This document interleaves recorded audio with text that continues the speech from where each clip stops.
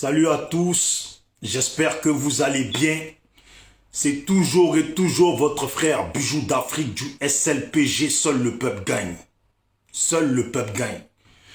Je ne suis pas là et on n'est pas là, nous le SLPG, pour être l'ami de qui que ce soit. On est là pour ceux qui comprennent notre lutte et ceux qui nous soutiennent dans ça et ceux qui veulent nous soutenir dans ça et ceux qui partagent notre vision. Voilà. Salut à tous, mais vraiment salut à tous. Vous qui venez de vous connecter, si vous pouvez, s'il vous plaît, partager la vidéo. Voilà. Pour que les autres personnes puissent aussi la voir et venir se connecter. Ouais, Yasuke, big up à toi. Deza, Ezekiel, salut à toi. Lumière royale, salut à toi. Voilà, donc j'ai marqué Champi, ça tremble. Ouais, vous allez comprendre. Champi, ça tremble. Vous allez comprendre pourquoi je dis que Champi, ça tremble. Le RHDP et le RDR, ils sont pas bien dans leurs bottes. Ils tremblent en ce moment. Ils ne savent plus où se mettre. Alors, ils envoient leurs vidéomans venir raconter de la merde, mais de la merde en peinture. Ils envoient les gens comme les Ladji Shérif faire des 1 heure de vidéo à raconter de la merde. Vous allez comprendre, moi quand je parle, on ne tourne pas en rond, on va droit au but. Et je vous dis juste, moi ma façon de voir les choses. Ma façon de voir les choses. Voilà. Parce qu'aujourd'hui là, le RHDP là, ils vont finir par dire la vérité aux Ivoiriens. Oui, Doboki présent Yves, salut à toi frère. Serge Max, j'espère que tu vas bien. Voilà. Le RDR, ils vont finir par comprendre qu'il y a des choses là. Ils ne peuvent pas nous sortir maintenant. Des choses qu'ils auraient dû régler avant, ils ne peuvent pas nous les sortir maintenant. Et essayer de faire porter le chapeau à d'autres personnes. Nous ne sommes pas des enfants. Nous ne sommes pas des enfants. Et ça sera toujours ainsi. On dira toujours ce que nous pensons concrètement de ce qui se passe au pays. Les gens du RDR se comportent comme si ce qui s'est passé dans le pays, ça ne s'est pas passé devant nous tous. Oui, Hamilton Dexter, j'espère que tu vas bien. Koro Espoir, Justice, Ibe Koulibaly et Bidel, le Nouchi. Salut à vous tous, j'espère que vous allez bien. Ceux qui peuvent partager la vidéo, ça serait bien l'envoyer dans les groupes. Il y a beaucoup de foutaise aujourd'hui, mais pour commencer, vous savez, nous sommes tous Ivoiriens. Donc on est quand même en contact avec certaines personnes du pays. Quand on voit, nous le SLPG, on est quoi? On représente quoi? Quand on voit des gens de RHDP qui vont dans le nord faire leurs manifestations, et qui se permettent de citer le SLPG en disant qu'il y a des partis politiques au niveau de... Il y a des gens qui sont dans des partis politiques au niveau... qui sont en France et qui cherchent à diviser les gens du Nord. Et dedans, ils citent le nom du SLPG. Je me dis merci pour la pub. Merci pour la pub. Et encore merci pour la pub. Mais il faut qu'ils sachent. De la même façon qu'ils veulent piasser, ils veulent parler en discret là. C'est de la même façon qu'il y a des gens qui nous transmettent les messages. Qu'est-ce qui se passe exactement dans le RHDP? Qu'est-ce qui se passe exactement dans le RHDP? Qu'est-ce que les gens du RHDP cachent aux Ivoiriens? Mais ça là, on va en parler. Oui, Djan, salut la championne. Pourquoi les gens du RHDP vont au nord, et dans leur meeting, attrapent les gens du nord et leur fait passer le message comme quoi Ahmed Bakayoko est mort? Parce que nous qui sommes ici en France là, nous ce que nous savons c'est qu'Ahmed Bakayoko est malade. Beaucoup de gens là, ils pensent qu'Ahmed Bakayoko est malade. Donc, qu'est-ce qui ne va pas? Pourquoi les gens du RHDP font-ils passer le message au nord comme quoi Ahmed Bakayoko est mort? Ce que je vous dis là, c'est la réalité. Mais moi, quand je comprends ça, je me dis, Ils nous ont marmaillé sur Bon Koulibaly et au final, on a cru que Bon Koulibaly s'était en sortie, mais au final, il est mort. Ahmed Bakayoko est malade de quoi? C'est quoi cette maladie depuis qu'il est arrivé là? On n'attend pas paix d'Ahmed Bakayoko. Et pourtant, il est en France. En France là. Même ton truc, s'il est grave là, s'ils t'ont opéré là, ça ne dure pas une semaine. On te perd comme tu arrives là. On te perd, on te perd. Et après, on te met dans une salle de repos. Pour que les gens, au bout de quelque temps, les gens puissent venir te visiter. Comment ça se fait que nous n'avons pas les nouvelles d'Ahmed Bakayoko? Et les gens du RHDP racontent au nord qu'Ahmed Bakayoko est mort. Moi, quand je vois ça, je me dis, ils savent très bien ce qu'ils font. Ces maudits là, ils savent très bien ce qu'ils font. Parce que, comme les gens dénoncent et les gens font appel aux gens du Nord de se réveiller, que si jamais leur fils ou leur frère Ahmed Bakayoko meurt là, il ne faut pas qu'ils laissent passer ça. Alors qu'est-ce qu'ils font? Ils vont au Nord et ils essayent de marmailler les cœurs des gens du Nord en leur faisant déjà savoir discrètement qu'Ahmed Bakayoko est mort. Mais va savoir qu'est-ce qu'ils leur disent expressivement, qu'est-ce qu'ils leur disent.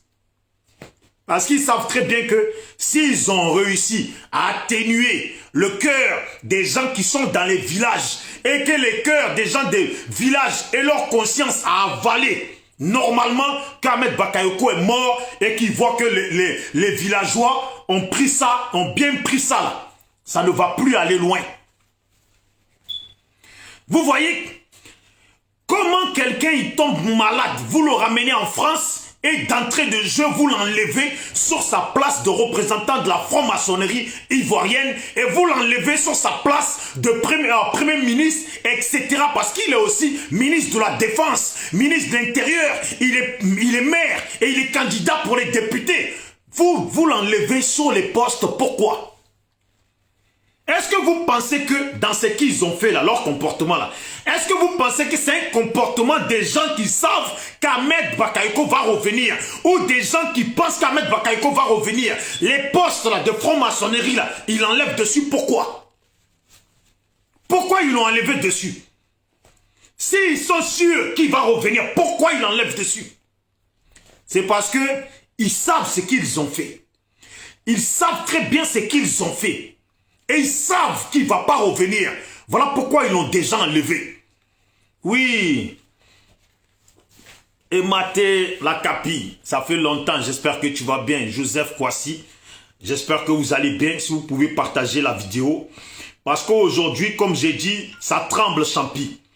Le RHDP là, ils ne savent plus. Mais je vais venir un peu. Je vais venir un peu. C'est pas terminé. Le RHDP là, j'ai écouté une vidéo qu'on m'a envoyée. Bon, j'ai dû écouter peut-être 12 minutes ou à tout casser 15 minutes de Ladji Chérif, dans laquelle Ladji Chérif interpelle les jeunes de la Dream Team parce qu'il aurait vu la vidéo de la sœur Boua Degré qui a annoncé qu'eux, ils ont porté plainte contre les leaders politiques. Alors Ladji Chérif vient à fond pour défendre les leaders politiques en donnant des conseils aux gens de la Dream Team que leur plainte qu'ils portent là, en gros, ce qu'il leur dit, il ferait mieux de retirer la plainte. Parce qu'ils ne connaissent pas Soro Guillaume. Parce qu'aujourd'hui là, depuis qu'on parle de drogue d'Ahmed Bakayoko, je vais venir dessus. Mais Ladji Chérif dit à la Dream Team que la manière dont ils suivent Ahmed Bakayoko, d'après non, suivent Soro Guillaume, pour lui, ce n'est pas bien parce que, bien sûr, pour lui, la Dream Team est contrôlée par Soro Guillaume. Mais je vais vous faire comprendre. La plupart des Ivoiriens devraient porter plainte contre le pouvoir qui est en place. Vous savez pourquoi la plupart des Ivoiriens devraient porter plainte contre le pouvoir qui est en place? Ce n'est pas la première fois que je le dis. Ce n'est pas la première fois que je le dis. Et je ne suis pas le seul à le dire. Parce que vous savez, ces gens-là, le temps passe, le temps passe, le temps passe. Mais un jour, là, le pouvoir là, ne sera plus dans leurs mains. Et les gens du RHDP, là, beaucoup, là, s'ils doivent fuir en exil demain, là, beaucoup vont venir en France. Mais s'il y a des plaintes portées contre eux en France, là, leur avenir de fugitifs, leur vie de fugitifs ou d'exilés ici en France, là, c'est déjà gâché. Écoutez, hein, c'est déjà gâché. Voilà pourquoi ces gens-là, ils craignent. Parce qu'ils savent que ce pouvoir-là va leur échapper. Ça, c'est la réalité. Le pouvoir-là, comment ça va quitter dans les mains du RHDP. Ne croyez pas, il y a beaucoup d'associations françaises qui s'occupent aussi de cas des blessés ou des tués ivoiriens. Mais tout ça, là, ça se fait discrètement. Parce que les gens, ils savent que tant que ces criminels seront toujours au pouvoir, ça sera difficile d'avoir accès à eux au niveau de la justice. Mais les Blancs, là, eux, là, ils savent tout. Ils savent. C'est chez eux que ça a commencé.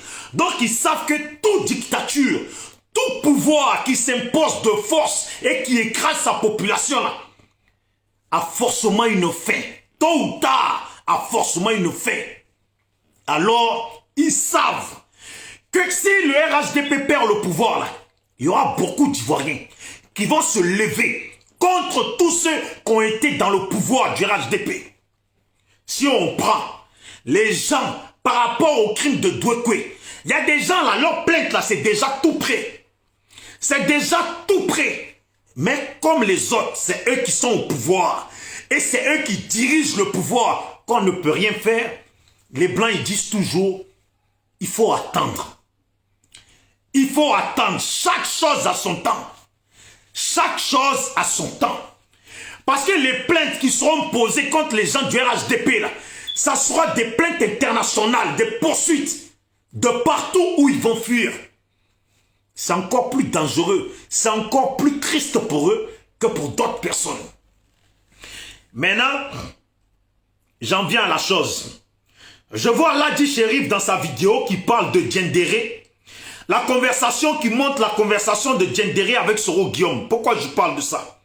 On me dira, oui, mais toi tu défends trop Soro Guillaume. Soro Guillaume, c'est vrai, hein? Tu dois commencer à me payer parce que je te défends trop. Hein? Tu dois commencer à me payer parce que je te défends trop. Mais, c'est pas question, ça c'était juste une parenthèse pour rigoler. Mais, le SLPG reste le SLPG dignement. Ladi Chérif, quand Soro Guillaume a commencé à avoir des conflits avec Alassane Dramane Ouattara, c'est là qu'ils ont sorti les écoutes de Diendéré avec Soro Guillaume. Mais c'est aujourd'hui là qu'on apprend que le trafic de drogue qui a commencé en Côte d'Ivoire là, aujourd'hui c'est Soro Guillaume qui sera à la tête. Il y a une chose qu'ils ne comprennent pas. Qu'ils ne comprennent pas qu'il faut qu'ils comprennent. Les Ivoiriens ne sont pas bêtes. Les Ivoiriens là ne sont pas bêtes. Nous ne sommes pas bêtes. S'il y a eu trafic de drogue en Côte d'Ivoire là, c'est tous les chefs de guerre, tous les chefs de guerre, tous les rebelles qui ont été mouillés dedans. Parce qu'il fallait bien le payer. Parce qu'il fallait bien payer tous ceux qu'ils ont recrutés.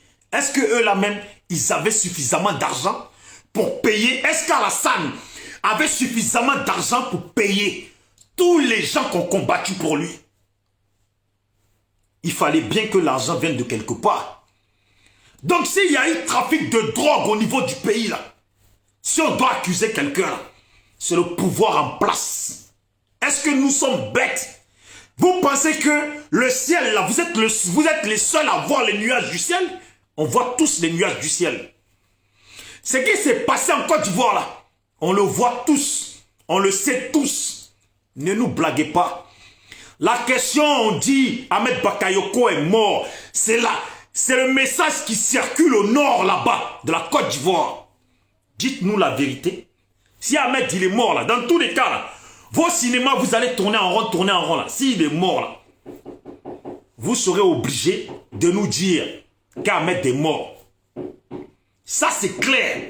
Vous serez obligé de nous dire qu'Ahmed il est mort. Vous ne pouvez pas faire autrement. Maintenant regardez. Aujourd'hui là, Ahmed Bakayoko, depuis qu'on l'accuse de trafic de drogue là, depuis qu'on accuse Ahmed Bakayoko de trafic de drogue, c'est pas aujourd'hui. Depuis que Didier Arafat est en vie, qu'on accuse Ahmed Bakayoko de trafic de drogue. Oui ou non? Ou je mens? Depuis que Didier Arafat est en vie, qu'on accuse Ahmed Bakayoko de trafic de drogue. Mais pendant ce temps-là, votre pouvoir là, tout brillait. Il n'y a personne qui disait rien.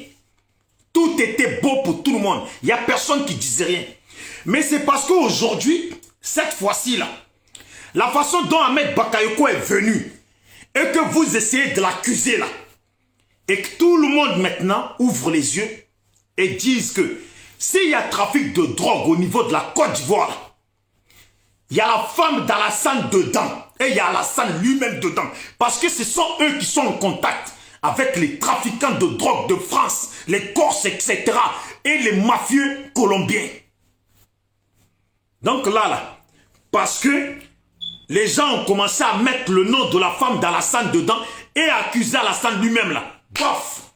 Comme par hasard, tous les vidéomans du RHDP ont des preuves de trafic de drogue de Soro Guillaume. Ont des preuves maintenant, veulent mettre tout le truc sur Soro Guillaume. Parce que maintenant, on accuse la femme d'Alassane et Alassane lui-même. Et parce qu'on les accuse de la mort, on les accuse en tout cas de ce qui arrive à Ahmed Bakayoko.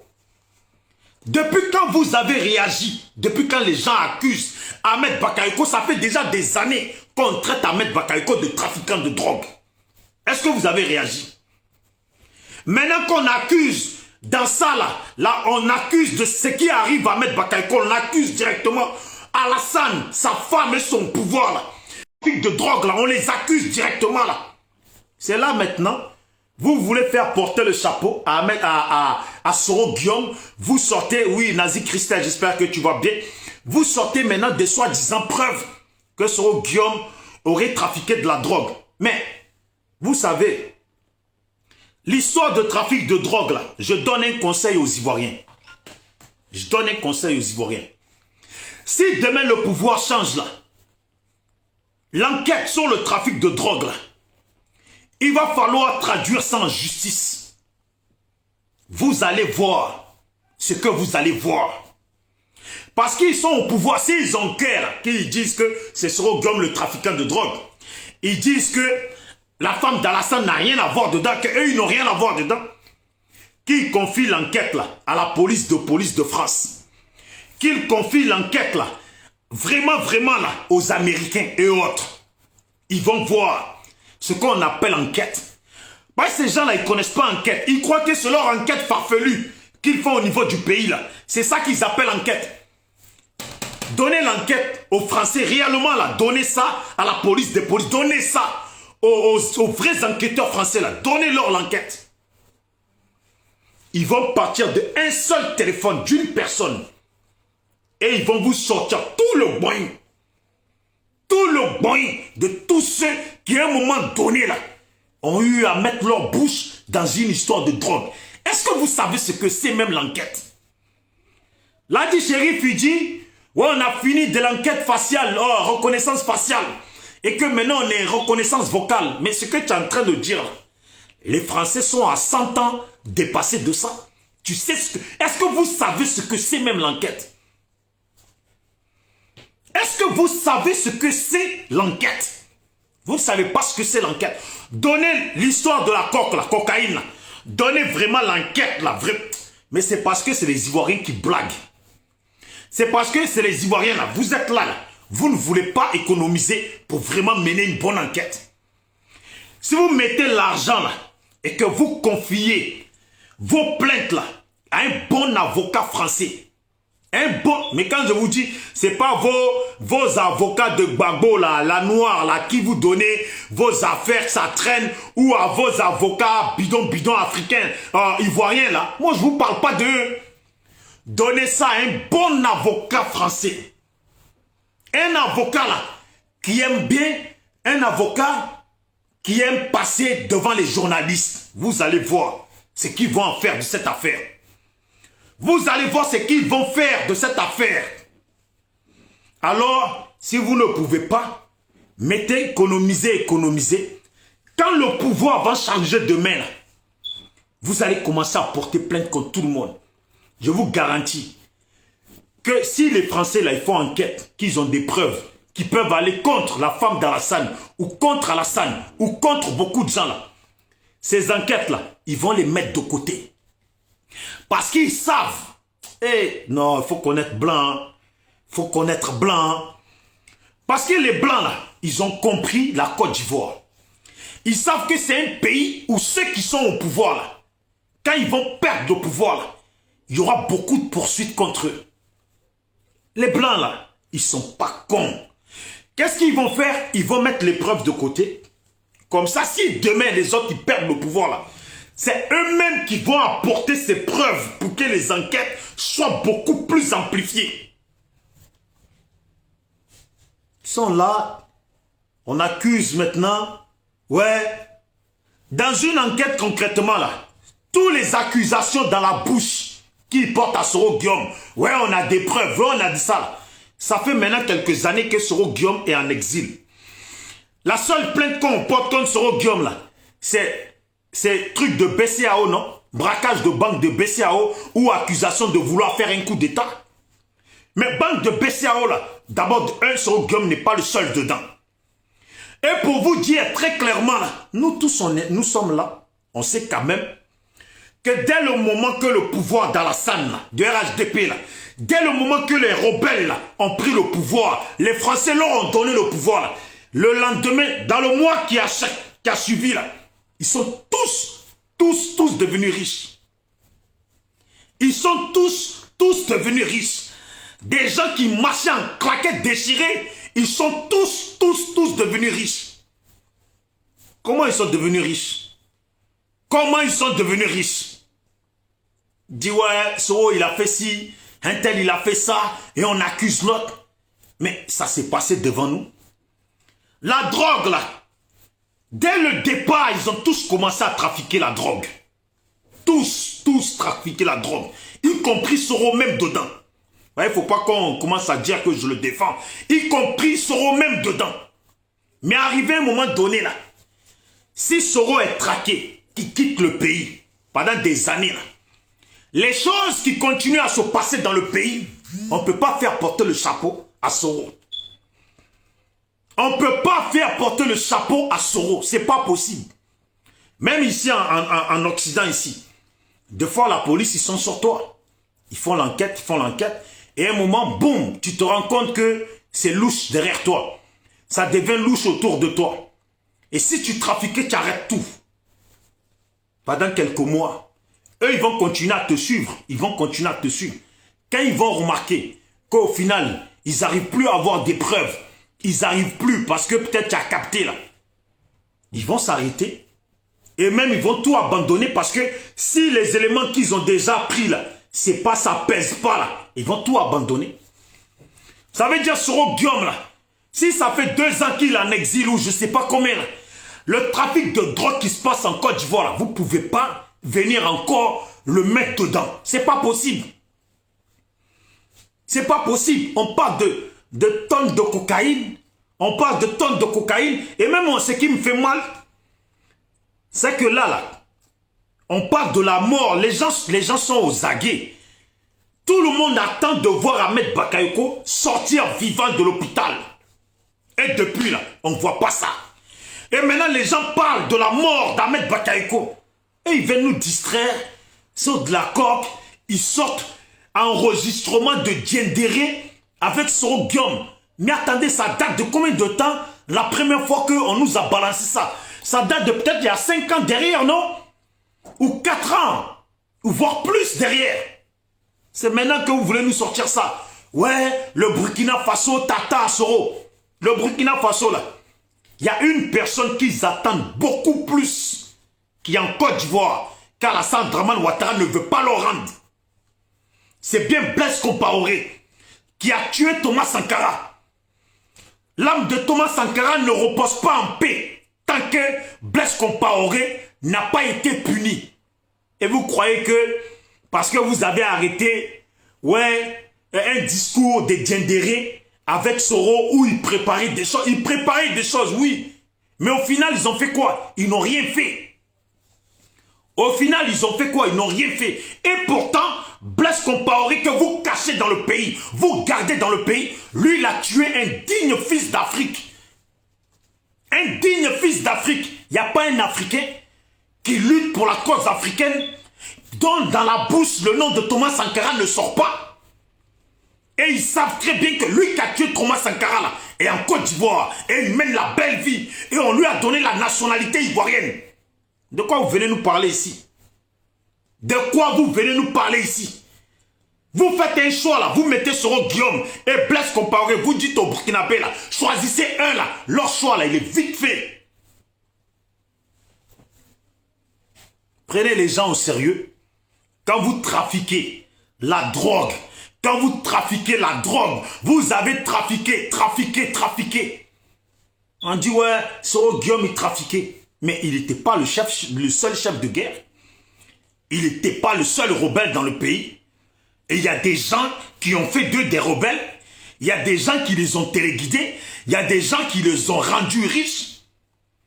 Un coup, il dit, ouais, Soro Guillaume, les milliards qu'il avait dans les banques de Côte d'Ivoire, ça dépassait les 100 milliards. Et après, dans la vidéo, il continue. Après, il dit 80 milliards. Mais mon frère, d'abord, sache toi-même, tu dis quoi? Sache toi-même, c'est qui? Vous voyez, moi, j'improvise, hein, mais j'improvise. Et à chaque fois que je parle, je sais pas, c'est mon cerveau, mais il garde. Tu peux pas dire 100 milliards et tu continues à 5 minutes, 10 minutes de ta vidéo, tu parles de 80 milliards ou 89 milliards. Attends, entre 100 milliards et 80 ou 89 milliards, il y a déjà des milliards à moins. Il y a déjà des milliards à moins. Ce sur quoi on doit se concentrer, je vous dis, les parents du Nord, au Nord là-bas, là, ils sont en train de faire circuler un discours comme quoi Ahmed Bakayoko est mort. Maintenant, nous, la question qu'on se pose, pourquoi il y a un discours au Nord comme quoi Ahmed Bakayoko est mort? Parce que ces gens-là, si Ahmed Bakayoko est mort, comme les gens disent qu'il ne faut pas que les gens du Nord acceptent ça, là, ils sont déjà dans les villages en train de marmailler les cœurs et les esprits de nos parents du Nord, en les achetant avec de l'argent pour les calmer. Mais les gens du Nord, là, moi je savais que vous aimiez l'argent, mais votre histoire, là, ça dépasse maintenant aimer l'argent. Ça devient du n'importe quoi. On est tous aux aguets. Comment ils vont nous sortir la réalité sur Ahmed Bakayoko? S'il est vivant là, comment on va voir ça? Mais pourquoi depuis là, Ahmed Bakayoko il est mort? Non, pourquoi depuis là, Ahmed Bakayoko, soit il est mort ou en tout cas, il est à l'hôpital en France? Et Madame Ahmed Bakayoko là, on la voit toujours pas. Elle n'est pas en France. Elle ne fait pas de communiquer sur son mari. Elle pouvait venir dire mon mari va bien. Elle ne parle pas. Et à ce qui paraît, elle n'est même pas en France. Pourquoi quelqu'un, un premier ministre est malade, sa femme avec qui il a des enfants n'est pas auprès de lui? C'est pas normal? C'est pas normal. Est-ce que vous trouvez ça normal? C'est pas normal? Même ces enfants-là, ils sont grands. Pourquoi ils ne sont pas là? C'est pas normal? J'ai parlé avec un frère policier qui me dit ils ne comprennent plus rien ce qui se passe dans le pays. Ils ne comprennent plus rien. Quand je dis même un frère, je pourrais même dire des frères. Ils ne comprennent plus ce qui se passe dans le pays. Ils disent on est dans le pays, on n'a pas de premier ministre, on n'a pas de président et le pays il est comme ça.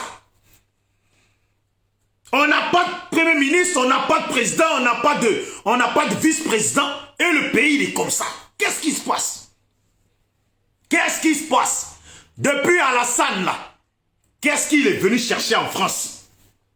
Alassane est venu chercher quoi en France? Que depuis là, le pays est sans président, sans vice-président, sans premier ministre. Alassane est venu chercher quoi en France? On parle de drogue. Ouais, ils enlèvent Ahmed Bakayoko, représentant de la franc-maçonnerie. Mais attendez, qu'il soit malade. Mais la franc-maçonnerie, là, pourquoi on l'enlève? Il peut rester à sa place. S'il guérit, il revient. vice-premier ministre, là, pourquoi on l'enlève? Pourquoi on l'enlève au premier ministre? S'il guérit, il reprend sa place. Pourquoi d'autres personnes au pays, là, on leur propose d'être des premiers ministres, ils ne veulent pas? Dans le RHDP, là, ils ont toujours tapé poitrine. Tellement ils aiment pouvoir, là, ils ont toujours tapé poitrine. C'est nous, on contrôle, c'est nous, on contrôle. Mais Champi, à l'heure actuelle, ça tremble. Champi, ça tremble. On leur propose place de premier ministre, ils ne veulent pas être premier ministre. Vous n'avez pas dit que vous aimez pouvoir. Il y a quoi sur le poste de premier ministre que maintenant vous ne voulez pas être premier ministre? Parce que ça veut dire, quand tu deviens premier ministre, là, tu prends tous les boys, tous les trafiquants là, qu'on accuse Ahmed avec là, tu te mets au devant de tout. Pourquoi ils ne veulent pas être premier ministre? À l'heure actuelle, on est assis là. La Côte d'Ivoire, il n'y a pas de président. Ça fait des semaines qu'Alassane il est en France. Côte d'Ivoire, il n'y a pas de président. C'est normal ça.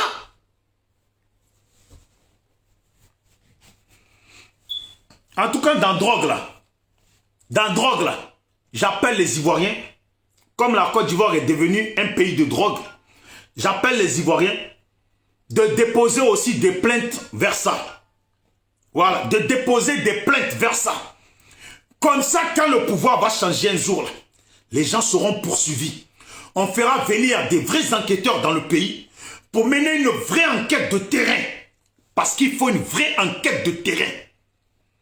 Pour mettre la lumière sur qui a fait quoi, qui a trafiqué quoi, qui a tué les Ivoiriens, qui a brûlé les gens de Dokwe, qui a tué des gens pendant la désobéissance civile, et etc., etc.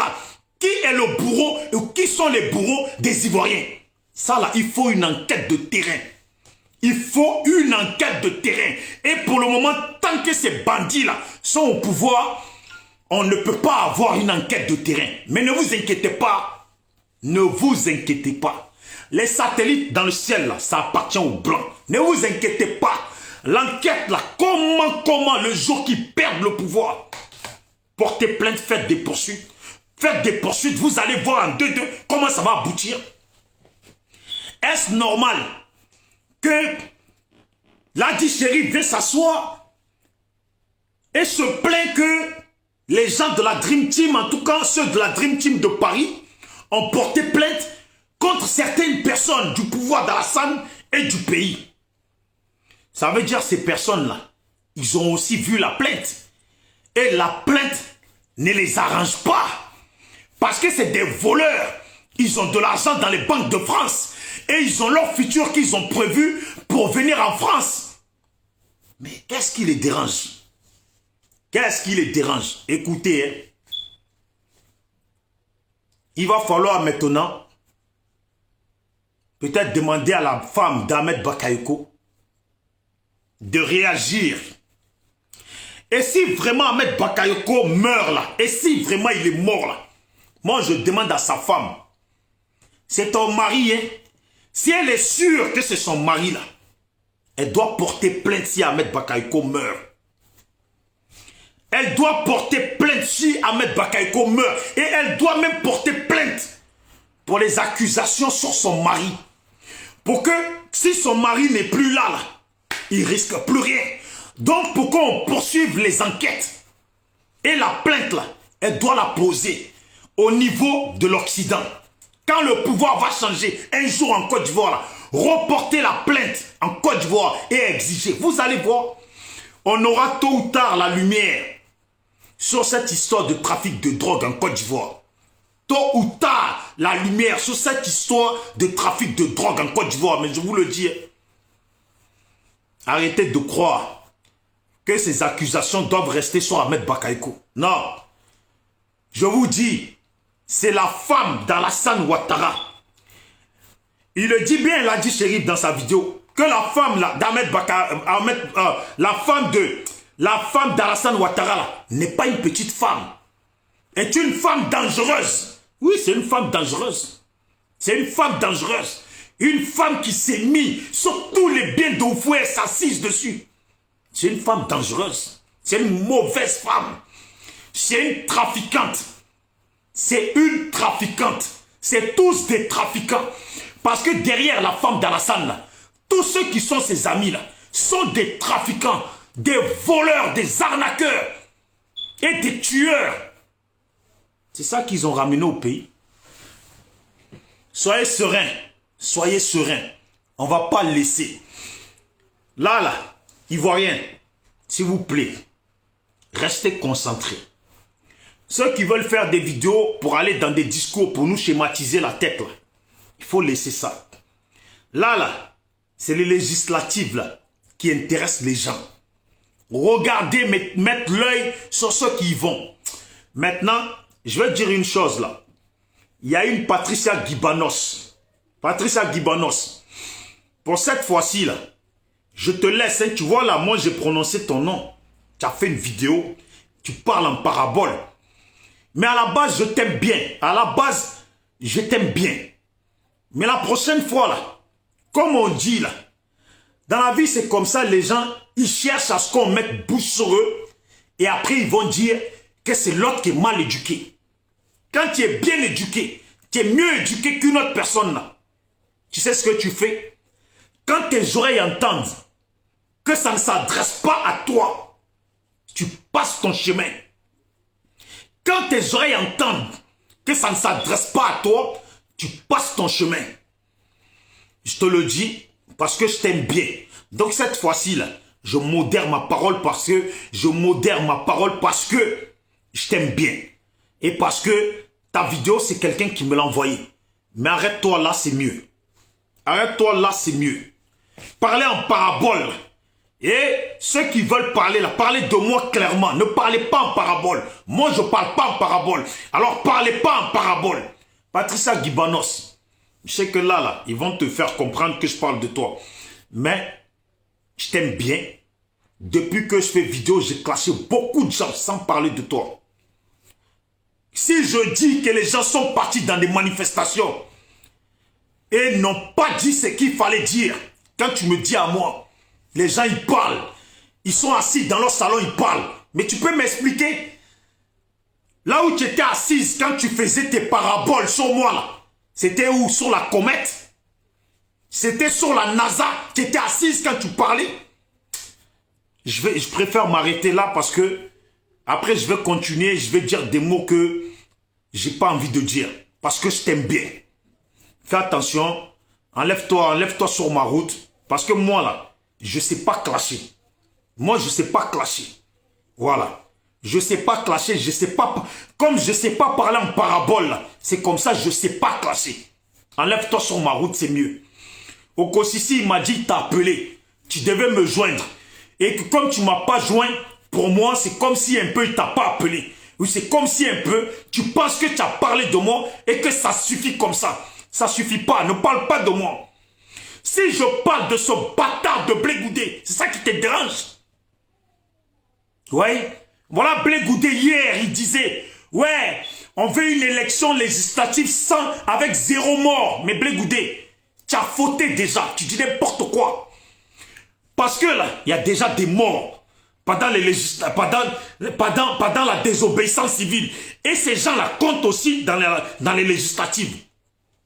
Et pour faire savoir à Blé Goudé, faites-lui passer le message que Blé Goudé, comme toi, il n'y a que ta petite personne et ta cravate, ton costume bleu là, qui t'intéresse. T'es je ne sais quoi. Ouais, chez nous les BT, on dit polo avec polo, avec polo, avec polo. Ça veut dire ça là. Tes conneries que tu fais là. Comme c'est ta petite personne qui t'intéresse là. Voilà pourquoi tu continues comme ça, Blé Goudé.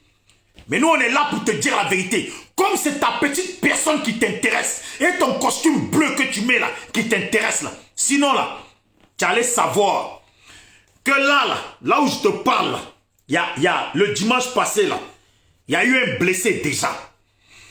Va sur le Facebook de Diaoufoué là. Il y a eu un blessé déjà au niveau du pays. Ils étaient en train de coller des prospectus et il a été blessé. Ils l'ont pris à coups de couteau. Comme tu sais pas ça là. Comme toi et ton cogep là, vous ne vous intéressez pas à la Côte d'Ivoire. Mais c'est dans vos marmailles, c'est dans votre petite personne là qui vous intéresse là. C'est pour ça, sinon là, tu n'aurais pas ouvert ta bouche pour dire que, ouais, on veut une législative, 0 blessés. Les blessés là, il y en a déjà. Je te parle de dimanche. Dimanche là, ils ont blessé quelqu'un. Vous là, faites, je vais vous... Toi, comment j'ai dit, comment elle s'appelle, Patricia Guibanos. La vérité, à chaque fois, je parlais en bien de toi. Je t'aimais bien. Mais tu viens me parler en parabole, tu dis, ouais, il y en a, ils parlent, ils sont assis dans leur salon, ils ferment leur gueule. Toi, tu vas me dire à moi de fermer... Moi, tu vas me dire à moi, de fermer ma gueule. Vous êtes combien même pour pouvoir me dire à moi de fermer ma gueule? Vous êtes combien? Vous êtes combien? Même devant vous, je viens dans vos manifestations et je parle comme je veux devant vous. Pourquoi? Vous allez me dire que je ne le fais pas? Vous êtes combien de traîtres comme ça qui critiquez vos leaders dans les inbox? Quand vous venez devant le public, vous léchez les bottes. Vous vous comportez comme des gens qui critiquez pas. Est-ce que moi je suis comme vous, moi? Est-ce que moi je suis comme vous, moi? Moi là, inbox, en direct, devant vous, je dis pareil. C'est ça la vérité. Vous avez compris? C'est ça la vérité. Toi, tu vas t'asseoir dans ta cuisine ou dans ton salon et toi, Patricia Guibanos, tu vas me parler à moi? Tu vas parler en parabole? Mais tu as vu, il y a des gens là qui aiment bien le bijou d'Afrique que je suis. Parce que je dis mes choses. Et quand ils vous écoutent, les gens, ils vous écoutent tous. Quand ils voient que vous parlez en parabole, là, eux-mêmes, ils comprennent. Quand vous parlez de moi, là, ils le savent. Ils m'envoient la vidéo. Et moi, quand quelqu'un, il y a des gens, quand ils m'envoient la vidéo, là, c'est que forcément, là, il y a une chose qui me concerne dedans. Ou qui peut m'intéresser dedans. Des foutaises. On est là, on mène le combat pour le pays. Vous ne voulez pas qu'on parle? Vous voulez faire passer Blé Goudé pour je ne sais quoi? Vous voulez faire passer Gbagbo pour je ne sais quoi? Oh, faites passer qui vous voulez pour ce que vous voulez. Mais nous sommes là. Et ne demandez pas à ce que nous soyons des lécheurs d'anus ou de bottes comme vous. Attendez, vous léchez. Vous là, si vous devez jurer sur Dieu, si jurer là, ça tue là, vous tous là, qui vous vous êtes dit un jour pour Gbagbo là, vous allez tous mourir ici. Sans poison. Ahmed Bakayoko, au moins l'a empoisonné. Mais vous là, vous ne pouvez pas jurer. Si vous n'avez jamais critiqué Gbagbo en inbox. Si vous n'avez jamais critiqué Gbagbo en inbox. Si vous n'avez jamais critiqué Blé Goudé en inbox. Il vaut mieux quelqu'un comme moi que des gens comme vous. Qui critiquent les gens. On dit toujours, hein, la dignité là. Quelqu'un de digne là. Quelqu'un qui t'aime vraiment là. C'est celui qui te défend derrière ton dos. C'est celui qui te défend derrière ton dos. C'est celui qui parle en bien de toi derrière ton dos. Pas ceux qui sont là, quand ils sont devant toi, ils sortent des belles paroles. Quand ils sont en inbox, derrière ton dos, ils te critiquent, ils te descendent. Moi, ce que je dis là, ce que je pense là, dans ton dos là, et je te le dis en face. C'est ça la réalité. Fais encore. Tu as vu là, j'ai modéré ma parole. J'ai modéré. Viens encore, parle en parabole, parle de moi. Tu vois les mots qui vont sortir de ma bouche là. Les gens ils vont être versés là. Ils vont dire non, ce petit, c'est pas la peine. Ils vont dire non, ce petit, c'est pas la peine. Et même si on se croise là, ce que je t'ai dit là, je vais te le dire en face. Même si tu avais tout ton boing. Je dis, hein, moi pourquoi on me tabasse là, ça me dérange pas. Mais la personne qui va me tabasser là, il sait pourquoi il me tabasse. Il sait pourquoi il me tabasse. Et en plus de ça, ça ne va pas s'arrêter là. Vous avez des foutaises. Vous croyez que c'est vous parlez, est-ce qu'on est même chose? Est-ce que vous et moi, on est même chose? Entre quelqu'un qui dit ce qu'il pense et vous les lécheurs de pied, est-ce que vous et moi, on peut dire qu'on est même chose? Je ne dis pas l'argent. Vous êtes riches. Vos salons, vous avez des belles maisons. Vos maisons de village sont pourries. Vous avez des belles maisons ici en France. Mais on dit là, de personnalité en personnalité, est-ce que vous et moi, on est même chose? Sérieux. On parle, dit, nanani, ça te dérange pas que des gens, en vidéo, en direct, ils disent qu'ils sont pour les morts de Côte d'Ivoire. Ils sont pour les morts de Côte d'Ivoire et qu'ils sont contre ceux qui vont aux législatives. Et quand ils arrivent dans une manifestation où il faut dénoncer ceux qui vont aux législatives, ils font des comportements de lèche-botte. Tu me dis à moi, il fallait que je sois là. Il fallait que je sois là. Parce que je ne suis pas là. Hein? Parce que quand on m'a foutu dans la Dream Team là, est-ce que j'étais là? Et je vais vous expliquer pourquoi la Dream Team, nous, ça ne nous intéresse pas. Parce que moi, je parlais avec le président d'après eux, c'est lui le président de la Dream Team. Moi, j'ai su que la Dream Team était un mouvement enregistré quand? Ça fait à peine avant leur manifestation du 27 là. À 5-6 jours avant la manifestation du 27 là. C'est là que nous on a su que la Dream Team était un mouvement enregistré. Et pourtant ça fait longtemps qu'ils nous ont mis dans la Dream Team. Combien de fois on est parti dans les manifestations à Paris où on était censé être dans la Dream Team et que nous on pensait que c'est juste des gens ils se sont appelés, ouais venez on se met ensemble, on va essayer de dénoncer les choses du pays. Nous on pensait que c'était ça. Alors que pourtant c'est un truc qu'eux ils ont enregistré. On ne connaît pas les tenants et les aboutissants. L'autre, il est devenu président, on ne sait pas par quel biais. Qui est le secrétaire, on ne sait pas c'est qui. Qui est comptable, s'il y a un truc, on ne sait pas c'est qui. On ne connaît rien du truc. Et en fait, ça, ils ne nous le disent pas. Moi, je parle avec Balouna Balou. Je lui dis, Balouna Balou, tu parles bien, viens avec nous dans le SLPG. Et pourtant, lui, il savait que la Dream Team était enregistrée. Et qu'il savait que lui, il est le président de la Dream Team. Il ne le dit même pas. Il me le dit même pas. Il dit non, comme il y a la Dream Team avec Okosisi, tout ça. Moi, pour le moment, je reste là-bas. Il peut même, il n'ose même pas me dire qu'il est président de la Dream Team. Et après, comment on apprend ça? Je vois la sœur Sona qui fait un direct dans lequel où elle parle de la Dream Team. Ouais, la Dream Team était un truc enregistré, nanani.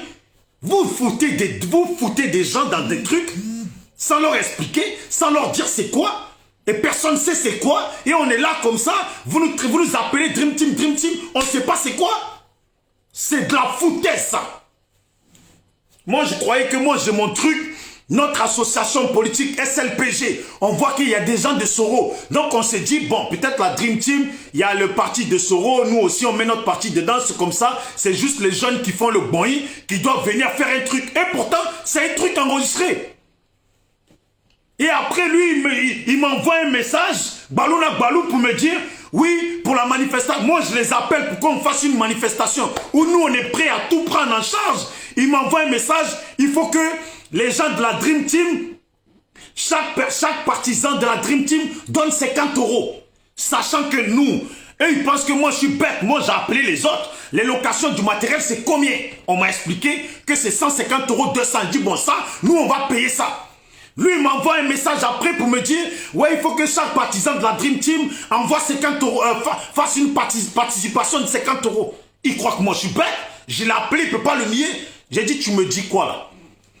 Chaque partisan, chaque membre de la Dream Team doit donner 50 €. Les 50 € de chaque membre, là, c'est pour quoi faire? C'est pourquoi faire les 50 €. Parce que le matériel, ils ont dit c'est 150 €, 200. J'ai dit que je prends ça sur moi. C'est pourquoi faire les 50 €. J'ai dit, ça veut dire que nous, dans le SLPG, si on est 10, on est 12, ou on est 15, on est 20, on va donner 50 € chacun. Comme si nous, on savait pas quoi faire avec notre 1000 €. 50 € chacun pour faire quoi?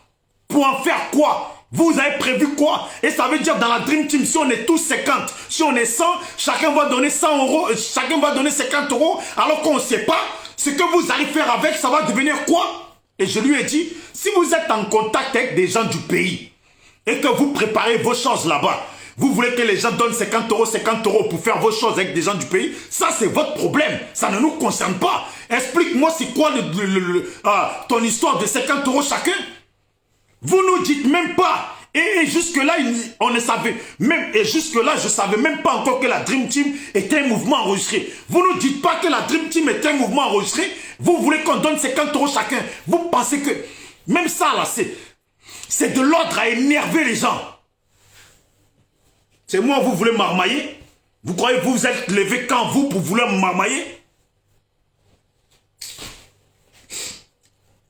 Tout ça, là, je suis arrivé là à cause de Patricia Dibanos. Hein. Fais attention à ce que tu dis, car Patricia Dibanos. Fais attention. Moi, c'est la première fois que je prononce ton nom dans mes trucs. Et pourtant, je ne me suis jamais adressé à toi. Comme toi, tu as trouvé bon, parce que moi, je parle. Tu dis, les gens, ils sont assis dans leur salon. Mais on est tous assis dans... Tous ceux qui font vidéo, là. Tous ceux qui font vidéo, là, ils sont tous assis dans leur salon. Ou dans leur cuisine. Toi, quand tu fais vidéo, tu es assis où? Pas tes vidéos, on les a vues. Tu es assis où, toi? Quand tu fais tes vidéos, tu t'assois où? Si tu es assis à la présidence, quand tu fais tes vidéos, là, dis-nous-le. Hein. Bref, C'était pas ça le titre de le truc de ma vidéo, mais moi j'aime pas comment. J'avais dit que j'allais passer dessus, mais ma tête là, ça passe jamais. Voilà. Donc ma vidéo, elle a été un peu longue, mais je dis, hein, restez concentrés. Tous ceux qui vont aux législatives là, moi j'invite les Ivoiriens à ne pas les suivre. Ça c'est mon point de vue. À ne pas les suivre. Et les gens du Nord, hein, restez concentrés sur les législatives. Ne suivez pas les gens qui vont aux législatives. Et ne vous laissez pas marmailler. Si on raconte au Nord qu'Ahmed Bakayoko est mort, pourquoi on ne nous raconte pas à nous tous qu'Ahmed Bakayoko est mort? Qu'est-ce qui se passe? Ils veulent d'abord endormir ceux qui sont au Nord, comme ça quand ils sont apaisés, maintenant ils vont annoncer ça à tout le monde. La femme d'Ahmed Bakayoko, si ton mari est mort là, avec toutes les accusations de cocaïne, etc. qu'on met sur lui là, tu devrais porter plainte. Tu dois porter plainte. Et prends un bon avocat en France ici, minimum, qui va te demander au moins 15 000 euros ou 20 000 euros que tu vas payer. Et tu vas voir que cet avocat va faire bouger les lignes. Les avocats français là, les grands avocats là, ils aiment les affaires qui touchent, les affaires qui passent à la télé. Ils aiment les affaires qui passent à la télé. Ça c'est ce qui les gonfle. C'est ça qu'ils aiment le plus. L'histoire de ton mari là, c'est une affaire qui passe à la télé. C'est une affaire qui ne peut que passer à la télé. Un avocat français là, il va tout mettre les autres dossiers de côté et il va se consacrer dessus. Si ton mari, on annonce qu'il est mort, porte plainte contre le pouvoir du RHDP. Champi, ça tremble. Et les gens de la Dream Team là, votre plainte que vous avez portée là, c'est bien beau de porter plainte, hein, mais il faut des subventions derrière. Vous avez porté plainte là, il faut des subventions derrière. Parce qu'on peut porter plainte et s'asseoir à la maison et dire qu'on a porté plainte. Tiens, voilà le papier, on a porté plainte. Non, quand tu portes plainte là, il faut prendre avocat aussi. Mais vos Abiba Touré là, si c'est ça vos avocats là, laissez tomber. Ça c'est des avocats chiffons ça. L'eau mouillée, tu t'appuies, l'eau sort, c'est fini. Il faut prendre des bons avocats. Si vous voulez des bons avocats, contactez-moi. Contactez-moi, je vais vous mettre des bons avocats dessus. Vous allez voir. Si en 2-2 là, l'avocat il ne fait pas bouger les choses. Mais rien n'est gratuit, il faut de l'argent. Donc là, si vous n'avez pas les bonnes sommes pour faire avancer l'affaire, ça ne sert à rien. Ça ne sert à rien. Il faut faire bouger pour les faire trembler. Pour que demain là, s'ils ont prévu de venir en exil en France là, tout ça là, ça va être niqué. Tout ça là, ça va être niqué. Et après, ce qui concerne Gbagbo, je vois les gens, ils font des publications, ils disent Gbagbo va rentrer, Gbagbo va rentrer. Mais il a qu'à rentrer, Gbagbo. C'est son pays, la Côte d'Ivoire. On peut dire tout ce qu'on veut, hein, mais on ne pourra jamais dire qu'on ne veut pas que Gbagbo rentre. Lui qui dit ça, là, c'est qu'il est majo. C'est parce que le RHDP, là, ils sont majo. C'est pour ça qu'il dit ça. Mais pour que Gbagbo rentre au pays, c'est son pays. C'est son pays, Gbagbo, là. Pour qu'il rentre au pays, c'est son pays. Qu'il rentre. Blé Goudé, là, il veut rentrer, non? Qu'il rentre. Voilà. Comme j'en viens, et quand je prononce le nom de Blé Goudé, à chaque fois, il y a des idées qui arrivent. Je me demande, il y a des gens qui publient des choses qui disent, ouais, Blé Goudé est l'héritier de Gbagbo. De un, là. Gbagbo a son héritier. Il s'appelle Michel Gbagbo. Ne donnez pas d'héritier à tout le monde. Écoutez la vidéo de Blé Goudé lui-même dans sa vidéo dans laquelle il parle. Hein? Lui là, il dit quoi? Il dit qu'il y a une histoire où il était candidat. Gbagbo lui a dit de retirer sa candidature. Il n'a pas voulu. Il a dit qu'il a refusé. C'est lui qui dit qu'il a refusé à Gbagbo. Et un jour, je vais bien prendre sa vidéo et on va bien détailler ça. Il y a une chose qui est bizarre. Pourquoi Blé Goudé, qui est l'héritier de Gbagbo, n'est jamais là où Gbagbo est? Est-ce que vous allez me comprendre? EDS, c'est à Gbagbo aujourd'hui, d'après les gens. FPI aussi. EDS, PDCI est dans un groupe avec d'autres partis. Mais comme bizarrement, l'héritier de Gbagbo, lui, il n'y est pas. Et il donne ses raisons. Comment toi, tu es l'héritier de Gbagbo, tu dis que politiquement, tu soutiens Gbagbo, même si tu n'es pas du FPI. Mais pourquoi toi-même d'abord, Gbagbo t'a pris auprès de lui? Logiquement, tu devais être dans le FPI. Comment? Vous êtes en pleine guerre. Vous êtes en plein conflit. Le pays est en plein conflit. Et toi, tu crées ton parti. Et avec ça, des moutons, ils viennent nous dire Blé Goudé est l'héritier de Gbagbo. Vous avez déjà vu un héritier? Son père a société, grande société qui rapporte, et il va aller ouvrir société ailleurs pour venir chercher les clients dans la société de son père. Vous avez vu ça où? Ton père, il a société. Voilà, ton père, il a société. Toi, tu es de bosser auprès de ton père, alors que sa société rapporte assez. Toi, tu vas aller ouvrir ta société à côté et venir prendre les clients de ton père. Parce qu'aujourd'hui, là, ceux qui sont avec Blé Goudé, là, ce sont les adhérents d'hier du FPI.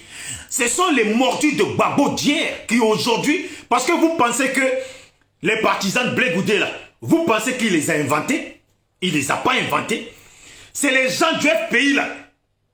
Comme ils sont traîtres, là. Comme ils sont traîtres, mais ça ne m'étonne pas. Comme c'est un parti de traîtres et qui ne recrute que des traîtres, là. Les gens du FPI, là. Hein? Les gens du FPI, là. Ce sont eux qui quittent le FPI pour aller au COGEP. Mais malgré qu'ils sont dans le COGEP, là, ils disent qu'ils sont aussi pro-Gbagbo. Mais c'est quoi cette sorcellerie-là? C'est quoi cette sorcellerie? Ça veut dire maintenant, vous dites que Blé Goudé est l'héritier de Gbagbo, mais politiquement, il rivalise aujourd'hui Gbagbo. Vous ne voulez pas, il rivalise aujourd'hui Gbagbo. Vous dites que Simone Gbagbo est votre maman, et Simone Gbagbo, politiquement, vous dites que c'est une grande dame. Mais vous tournez le dos à Gbagbo et à Simone Gbagbo pour aller dans le COGEP. C'est quoi votre sorcellerie? Si vous étiez vraiment bon là, vous allez dire à Blé Goudé, nous là, tu es l'héritier de Gbagbo. Ton histoire de COGEP là, laisse tomber. Viens dans le FPI. Demain là, le FPI là, ils vont te mettre à la tête. Mais si Blé Goudé a créé son parti, qui trouve ses clients? Qui trouve ses clients? Un coup ça se lève. Oh, Gbagbo c'est notre père. C'est notre père. C'est le seul père. C'est ci, c'est ça. Et après, quand ils ont fini là, ils vont coco dans le COGEP. Et arrivé dans le COGEP là, ils critiquent le FPI. Ah mais le FPI c'est comme ça. Ah mais ils sont mauvais. Ah mais c'est ça. Ah mais nous c'est que Gbagbo. Ah mais nous c'est Simone Gbagbo. Mais est-ce que vous avez vu votre Gbagbo là dire que lui, il fait appel à ses partisans à rejoindre le COGEP? Est-ce que vous avez vu Simone Gbagbo dire qu'il fait appel aux membres du FPI à soutenir le COGEP ou à rejoindre le COGEP? Respectez-vous un peu. Le FPI qui est un grand parti, même si c'est du cafouillage dedans. Mais au moins, c'est un grand parti. Si vous tous là, vous tournez le dos pour aller avec Blé Goudé là. Quand vous êtes parti dans le COGEP, on dit là, quand tu as quitté un homme là, s'il prend une autre femme là, faut pas venir regarder derrière. Faut pas venir faire la jalousie. Quand tu as quitté un homme là, ne regarde plus derrière. Quand tu as quitté une femme là, ne regarde plus derrière.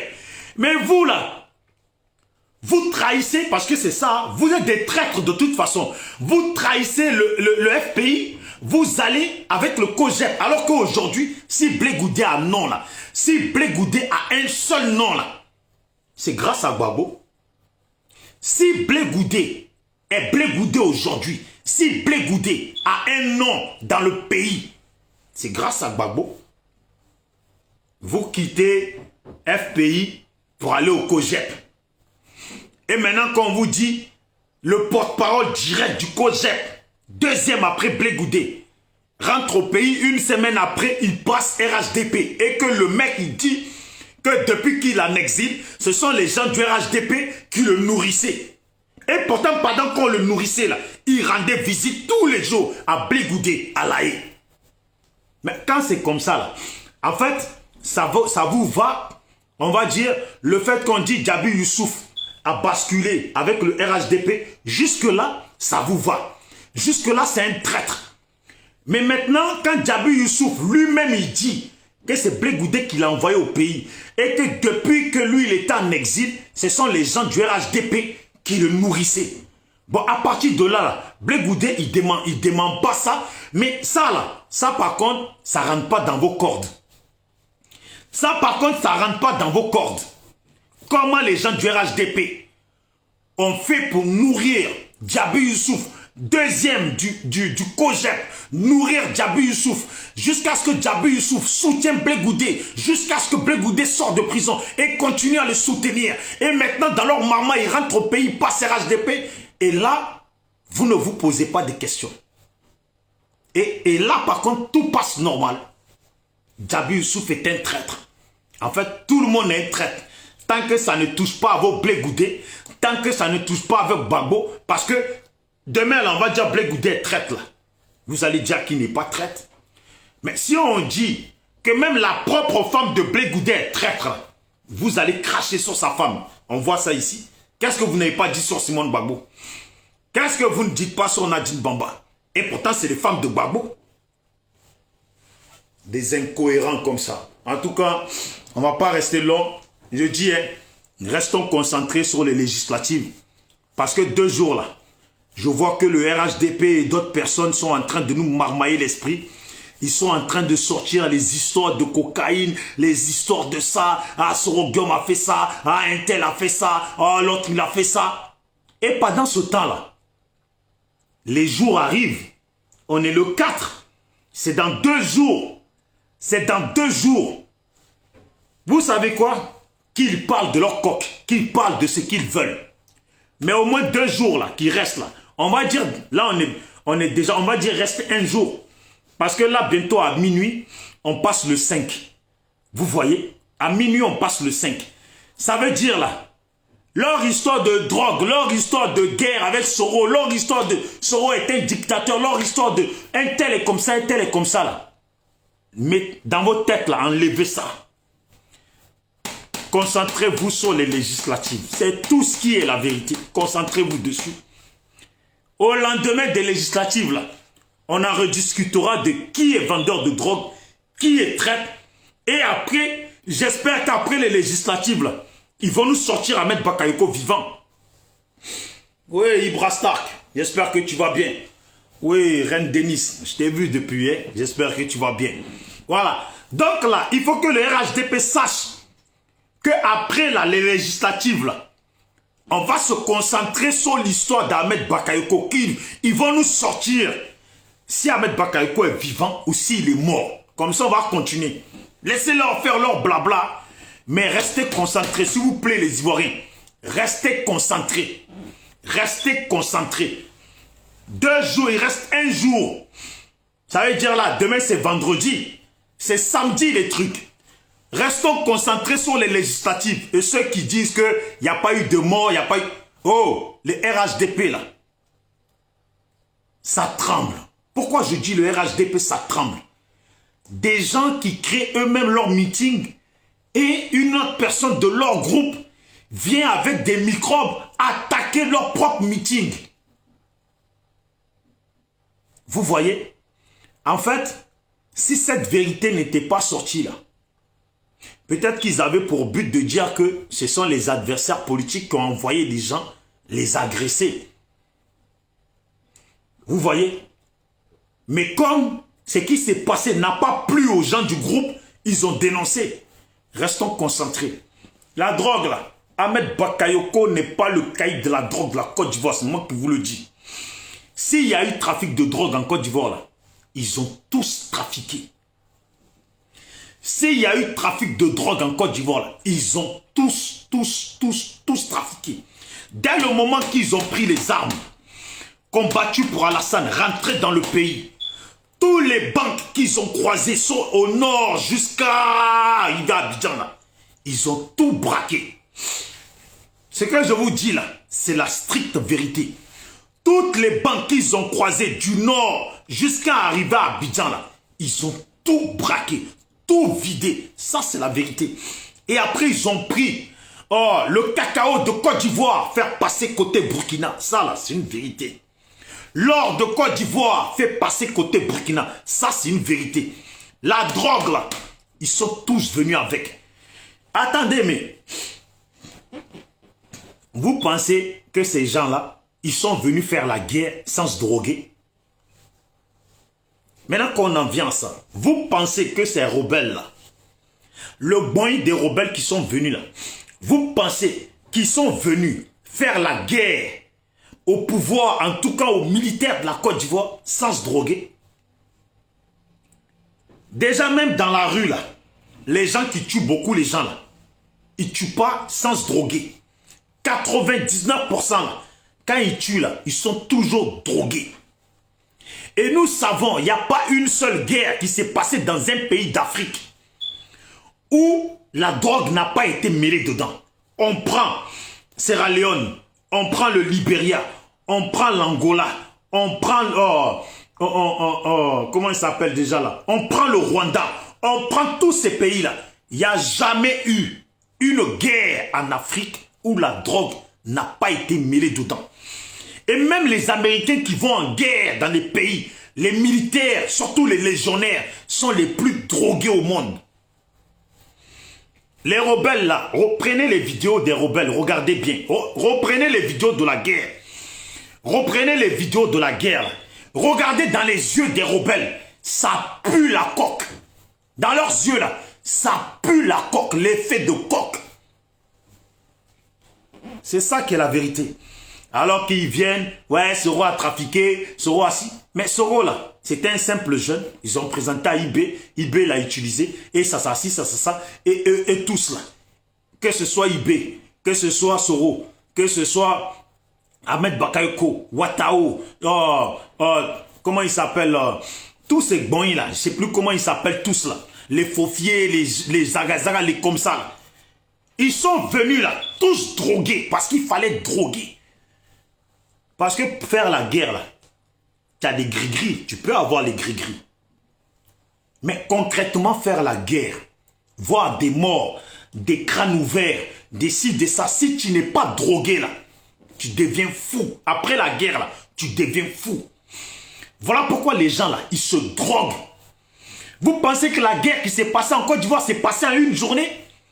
Des gens, ils vont être comme ça, à enjamber des corps, des morts, des gens démembrés, tout ça, sans être sous l'effet de la coque. Foutaise. La drogue, là, si on cherche baron dans Côte d'Ivoire, là, il y a la femme d'Alassane, il y a Alassane lui-même, et il y a tous les gens, là, tous les gros voyous, là, qui sont amis de Sarkozy, etc., etc.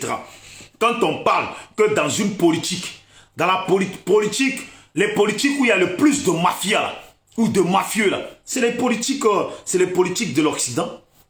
C'est eux qui sont toujours parrainés par des mafieux. C'est des mafieux qui payent leurs élections. Comme ça, au moins, les mafieux, après, ils sont tranquilles. Ils ne sont pas poursuivis. Tout le monde leur fout la paix. Et ils sont là, ils font leur business. C'est du donnant-donnant.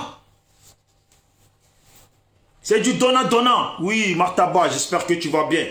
C'est du donnant-donnant. Donc si on cherche les barons de la drogue en Côte d'Ivoire, là, ça ne peut être qu'Alassane Dramane Ouattara et sa femme et Blaise Compaoré derrière et beaucoup d'autres personnes. Là, ces petits-là, on les a utilisés, on leur a fait des promesses. Quand ils sont arrivés, ils ont cassé tout ce qu'ils avaient à casser. Ils ont fait parce que le pouvoir de rebelle, ça n'a pas de règles. Depuis qu'un pouvoir de rebelle a des règles, ça n'a pas de règles. Tout ce qu'ils ont croisé sur leur chemin, ils ont tout pris. Allez-y parler avec les gens du Nord. Combien tous leurs bœufs là, tous leurs bœufs, c'est les rebelles qui ont tout pris. Quand on parle, ils vont croire qu'on raconte n'importe où. Les bœufs du Nord là, c'est les rebelles qui ont tout pris. Foutaise. Et quand ils prenaient là, Alassane Ouattara, il disait quoi? Rien. Parce que lui, c'est le pouvoir qui l'intéresse. Et le pouvoir qui l'intéresse là, ses amis derrière là. Vous pensez que les voyous, les mafieux, français, italiens, les compagnies, vous croyez que quand on va prendre le pouvoir d'un pays, ça ne les intéresse pas? Surtout un pays comme la Côte d'Ivoire, où il y a de l'or, où il y a des diamants, où il y a du pétrole, il y a le cacao, il y a beaucoup à faire. Il y a des contrats à prendre par rapport aux constructions, les nettoyages, le port. Surtout, la seule chose qui peut même vraiment intéresser les mafieux, c'est le port de la Côte d'Ivoire. Le port de la Côte d'Ivoire, tout ce qui transite au port, là, ça intéresse les mafieux. Ça intéresse les mafieux, c'est le port. Eux en premier, là, c'est le port. Parce que tout leur or, tout leur truc, même l'avion, ça les intéresse. Tout leur or, tout ce qu'ils vont prendre dans le pays, ça les intéresse. Eux, ils s'en foutent. Tu veux quoi? Tu veux 100 tonnes de coke? Tiens, on te donne. Tiens, on te donne. Mais en contrepartie, tout l'or qu'ils vont prendre pour venir faire fondre ici, vendre, reprendre de l'argent, ça vaut pas 100 tonnes de coke, c'est rien pour eux. Bon, allez, portez-vous bien, c'est Bijoux d'Afrique. Là, comment il s'appelle? Ouais, on me dit là, le fils Dominique là. Le fils Dominique là. Pourquoi il tient le port de San Pedro? Le port là, ça ne peut intéresser qu'aux mafieux. Pourquoi le fils de Dominique Ouattara tient le port de San Pedro? Ouais. Les Bolloré, tout ça là, c'est tous des trafiquants. Tous des trafiquants. Voilà. Le fils de Ouattara, le fils de Dominique Ouattara là. Je ne sais même pas si elle s'appelle Ouattara. Son fils, il tient le port. Vous voulez savoir? Amenez maintenant des enquêteurs au port de la Côte d'Ivoire qui fassent ouvrir, ne serait-ce que, j'ai pas dit beaucoup, 20 conteneurs. On va voir s'ils ne trouvent pas de la coque dans les conteneurs. Et on va voir s'ils ne trouvent pas les lingots d'or de la Côte d'Ivoire dans les conteneurs. Venez, on fait un défi. Ils ouvrent 20 conteneurs au hasard comme ça. On va voir s'ils ne trouvent pas des biens de la Côte d'Ivoire dans certains conteneurs. Foutaise. En tout cas,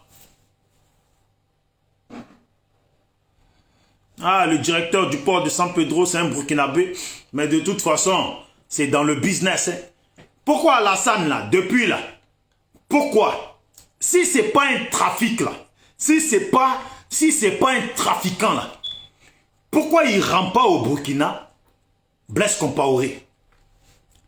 Pourquoi il ne rend pas au Burkina Blaise Compaoré? Il me dit ouais. Et pourtant, il est prêt à donner Soro. Il est prêt à donner Soro. Que Soro peut-être préparer un truc avec Dendéré qui n'a pas abouti. Mais il ne veut pas rendre. Il ne veut pas donner Blaise Compaoré. Qui lui a tué le fils, même le digne fils du Burkina Faso. Il a liquidé.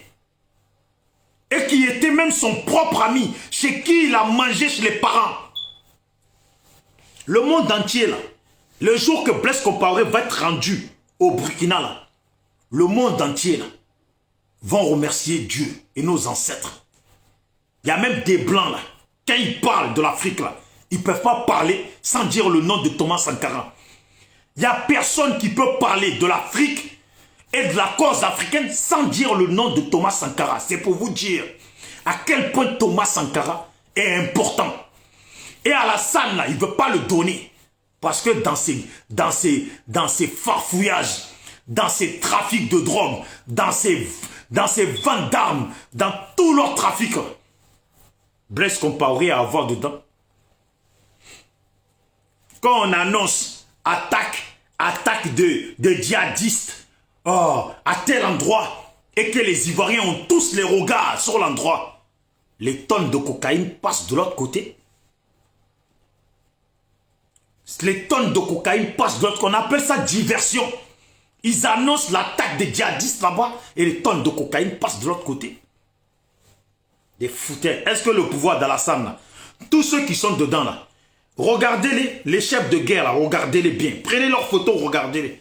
Ils ne ressemblent pas tous à des drogués, à des gens qui tapent la coque matin, midi, soir. Ils ne ressemblent pas tous à ça. Prenez Koné Zakaria, il ne ressemble pas à un drogué. Les faufiers, les je ne sais pas. Regardez-les, ils ne ressemblent pas tous à des drogués.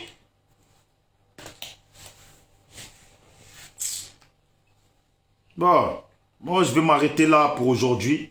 En tout cas, restez concentrés. C'est samedi les législatives. Ne perdez pas votre temps à écouter les gens. On accuse Ahmed Bakayoko depuis je ne sais pas combien d'années. Arafat, il n'était même pas encore mort qu'on accuse Ahmed Bakayoko. Voilà, on accuse Ahmed Bakayoko de drogue. Et ils sont là, ils n'ont jamais rien dit.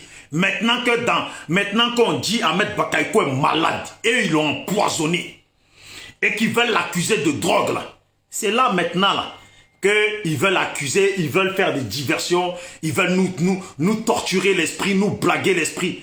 Ça va pas marcher. Votre Adama Bictogo là qui joue au foot maintenant avec des majorettes là, lui il a fait l'argent, la fortune là, il a fait dans quoi? Il a fait dans quoi? C'est quoi la société d'Adama Bictogo dans le pays là? La fortune sur laquelle il est assis. Quelle est la société qu'il a dans le pays qui peut lui rapporter autant de fortune qu'il a?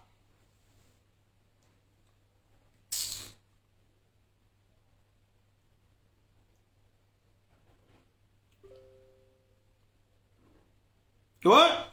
Ahmed était juste un porteur de valises. Ahmed était juste un porteur de valises. Ils se sont servis de lui. Parce que lui, il était là, il tapait poitrine. Il tapait poitrine, ils l'ont utilisé. Il était là, c'est lui qui parlait. Ahmed, il était là, c'est lui qui... Quand tu es quelqu'un, m'as-tu vu là? Les voyous là, ils t'utilisent toujours. Quand tu es là, tu tapes. Moi, c'est moi. Moi, c'est moi. Les voyous là, ils t'utilisent toujours. Mais ils ont toujours aussi une méthode pour bien se débarrasser de toi. Quand ils sentent que tu commences à poser problème. Ahmed là, vous croyez qu'il va s'en sortir de là?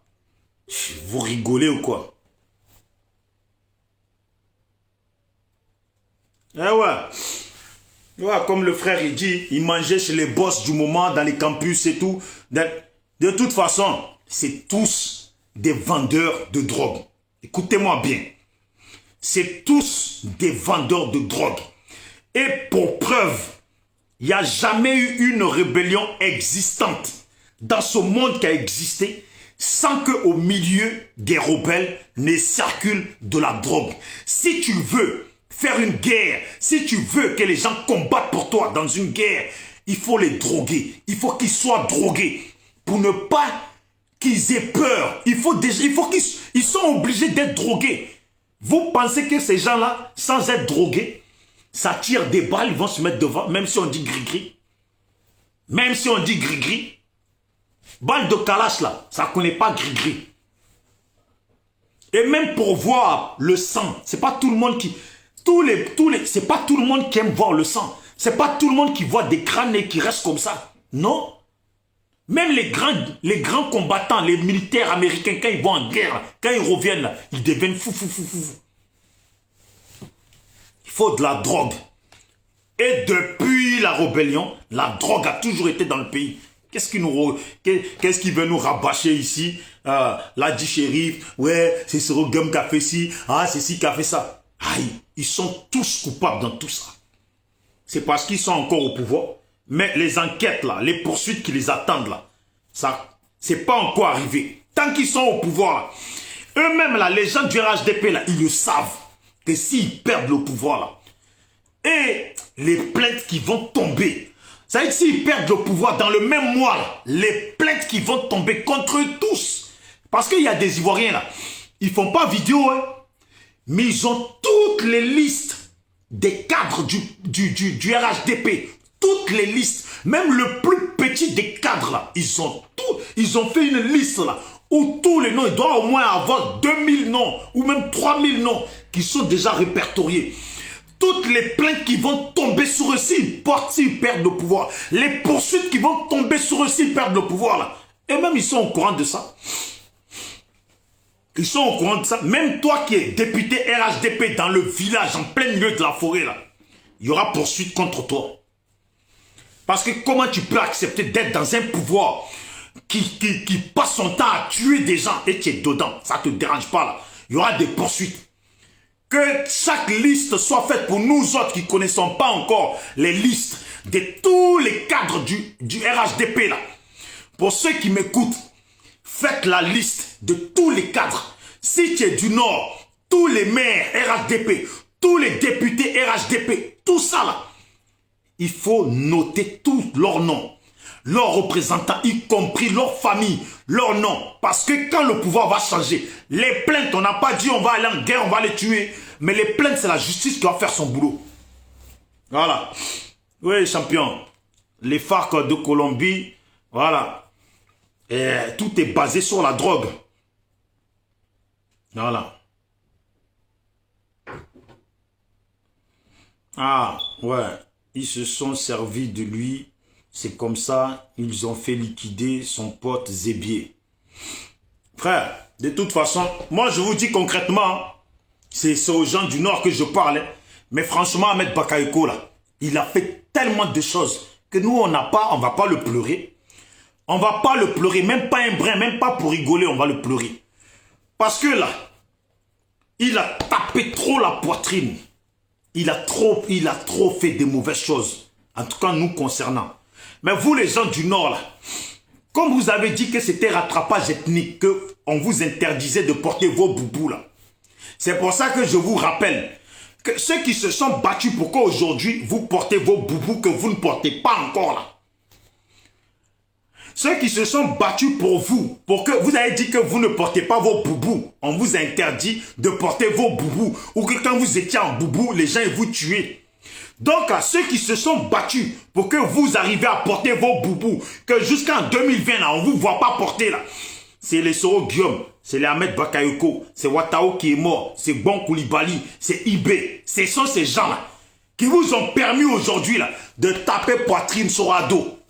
Alors si Ado là commence à tuer vos propres frères qui sont venus se battre pour vous là, vous devez prendre position pour eux aussi. Et avoir honte. Alors vous nous traitez, nous les Bousmani, de lâches. Ouais, vous êtes des lâches. Si on parle de la Côte d'Ivoire, c'est nous les Djoula en Côte d'Ivoire. Aïe, nous on croyait que vous étiez des guerriers, des chefs. On tue les vôtres, ça ne vous dit rien. Mais on dit toujours, hein, il n'y a qu'un lâche qui a beau faire du mal à quelqu'un de sa famille, il trouvera toujours une excuse. Pourquoi? Parce qu'il a peur de lui qui est en face. C'est un lâche. Donc là, si vous trouvez des excuses à Alassane, c'est parce que vous êtes des lâches. Donc quand vous avez tapé poitrine pour dire « Ah, ouais, vous les Bousmani, dans Côte d'Ivoire, vous êtes des quoi vous? Vous êtes rien, c'est nous les petits Djoula, c'est nous... » Vous êtes où les petits Djoula? On a tué Ibé, on ne voit pas de petit Djoula. On a tué Watao, on ne voit pas de petit Djoula. Bon Koulibaly, on ne voit pas de petit Djoula. On a mis Soro en fugue, on ne voit pas de petit Djoula. Ahmed Bakayoko à l'hôpital, peut-être il est mort, on ne voit pas de petit Djoula. Jusqu'à actuellement, on raconte aux gens du Nord qu'Ahmed Bakayoko est mort. Pourquoi ils vont au Nord parler en Djoula aux gens du Nord qu'Ahmed Bakayoko est mort et ils ne nous le disent pas? Allez-y, vos drogues là, c'est en train de vous faire saigner le nez. C'est en train de vous faire... On vous a pas dit, les RHDP là, ils sont en train de perdre la tête. Quand tu abuses trop de la coque là, parce que en fait la coque, on va te donner 1 kilo de coque aujourd'hui. Peut-être que c'est de l'écaille de poisson. Demain on va te ramener un autre kilo. C'est haute qualité. Tu tapes ça, tu tapes ça, tu tapes ça, tu tapes ça. Après tu deviens accro à la coque. Tu peux plus t'en passer. Tu tapes, tu tapes, tu tapes. Après tu deviens cinglé. Et tellement c'est des moutons là. Ils savent pas que la coque là, on ne tape pas la coque pure. Il faut la couper un peu. Ils doivent tout envoyer dans les narines. Broum, broum, broum, broum, broum, broum, broum. Et même la fumée. Voilà, ils sont en train de... Ils sont devenus cinglés. Tout leur échappe. Tous leurs échappes sont devenus cinglés. En tout cas, portez-vous bien. Il n'y a aucun nordiste vrai digne de lui qui est avec Draman. Ce sont les CEDEAO. Mais, s'il n'y a aucun nordiste, comme je lis bien ce que tu dis, hein, il n'y a aucun nordiste vrai. Il n'y a aucun nordiste vrai, digne, qui est avec Draman. Ce sont la CEDEAO. Mais Ahmed Bakayoko, là, c'est un nordiste. Bon Koulibaly, c'était un nordiste. Watao, pareil. C'est un enfant de la Côte d'Ivoire. Qui encore, Soro qui est en fugue, c'est aussi un nordiste. Mais vous, les nordistes, là, pourquoi il n'y a personne qui réagit contre Alassane? Si c'était un Baoulé au pouvoir, là, je jure, la Côte d'Ivoire serait Djenzin à l'heure actuelle. Si c'était un bêta au pouvoir, c'est un jure, la Côte d'Ivoire serait Djenzin à l'heure actuelle. Ouais, non, vous avez tué Ouattara, vous avez tué Bon Koulibaly, Haïti les nôtres, ils ont dit qu'on ne porte pas Boubou, etc., etc. Lui qui est venu vous faire rattrapage ethnique, il est en train de tuer vos frères et pas n'importe lesquels. Il n'y a aucun nordiste qui bouge. Et aujourd'hui, ils sont en train de parler au nord. Ouattara, non, Ahmed Bakayoko, il est mort. Pourquoi ils vont dans les villages et ils racontent ça? Moi, c'est la question que je me pose. Pourquoi ils vont dans les villages et ils racontent ça? Mais on attend. Nous, on attend. On espère qu'il n'est pas mort, Ahmed. Mais s'il est mort, là, ils ne vont pas cacher ça longtemps. Après les législatives, là, on va voir, Ahmed va sortir. De toute façon, on est quoi, là? On est le 4 de ce mois. Ahmed peut pas... On dit coma ou pas coma, la maladie qu'ils ont dit, là, c'est une maladie de cœur. Il ne peut pas être dans le coma un mois. Même si ce mois, il passe, là, le mois prochain, l'autre mois, là, Ahmed est censé sortir de coma. Comment, là, sortir de coma? Sa femme, là, doit avoir des nouvelles. On est là. Mais RHDP, là, ils sont cuits. Ils sont en train de perdre leur pouvoir parce qu'ils perdent tous la tête. Portez-vous bien, c'était Bijou d'Afrique, SLPG. Ciao, ciao.